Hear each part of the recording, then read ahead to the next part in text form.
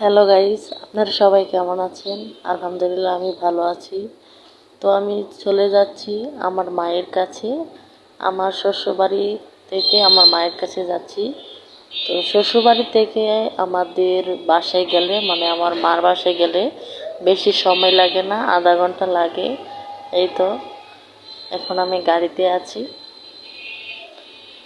তো আমি ফলের দোকানে চলে আসলাম, এখান থেকে কিছু ফল নেব।